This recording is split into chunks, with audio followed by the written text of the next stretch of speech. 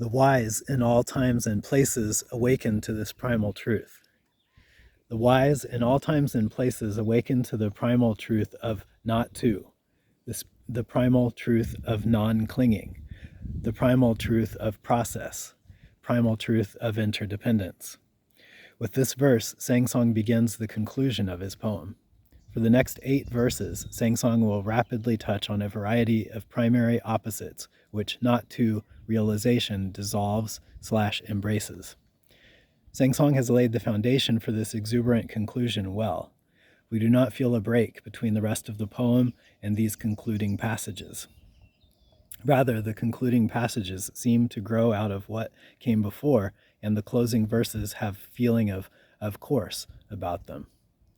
Sangsong begins his conclusion by subtly transcending Buddhism itself, by saying that, quote, the wise in all times and places, close quote, awaken to this primal realm of not to, implies that the truth he refers to does not reside as the exclusive property of one tradition or revelation or spiritual school.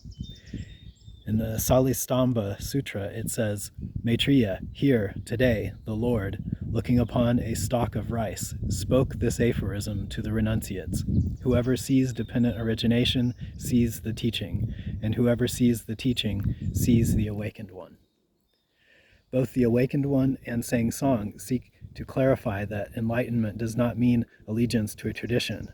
Rather, it means direct realization of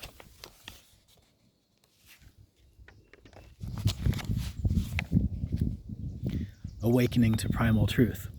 This transcendence of sectarianism emerges from the no-boundary realization of the not-to condition. This also helps to explain why Buddhism has historically manifested a high degree of tolerance. If primal truth does not mean allegiance to a doctrine or credo, then it possibles for others to display this primal understanding. Of course, the tradition has felt enormous gratitude for the awakened one, but the tradition also realizes that many awakened ones exist, have existed, will exist. The awakening of the awakened one does not differ from the awakening of thousands of others. Our gratitude flows to the awakened one because he set the wheel of the teaching into motion and made realization much easier for countless others. How could we not feel grateful for such a benevolent gesture?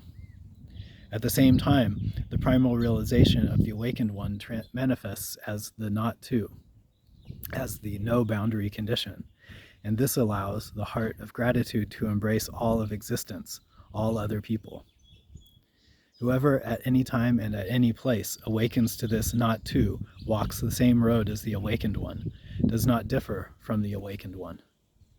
The tragic history of religion reads of division, hostility, violence, and hatred. Each religion seems intent on displacing and replacing all its predecessors. The history of Buddhism shows that this does not have to happen. Buddhism did not seek to erase the previous religions of those countries it migrated to. Though often in political conflict with other spiritual traditions, no concept of separation of church and state existed during the history of Buddhism's expansion. Still, Buddhism did not seek to erase Bon in Tibet, Taoism in China, Shinto in Japan, or folk religion in Korea. Even when Buddhism had great political power, it did not seek the obliteration of those with whom it disagreed. This tolerance emerges from the realization of primal truth, of the nature of not to. Recently, I heard a story about a Buddhist master who heard a Cherokee teacher. After listening carefully to the Cherokee, the Buddhist told the Cherokee that the Cherokee taught Buddhism. I do not teach Buddhism, insisted the Cherokee. I teach the traditional ways of my people. The Buddhist master responded by saying that it did not matter what name you used. The Cherokee taught dependent origination and compassion, taught the relationship of all things to all things as the primal nature of existence. And for this reason, call it what you will, the Buddhist master considered the Cherokee as doing the work of the awakened one. The Buddhist master promptly gave the Native American transmission. Can you see past your own sectarian affiliation? Can you genuinely know that others, both on this planet and in other realms, also know this primal truth? Do you understand that the primal truth does not consist of an object which you own? If you can do both, then you and Sang Song understand each other. If you can do both, then you and Sang Song have embraced.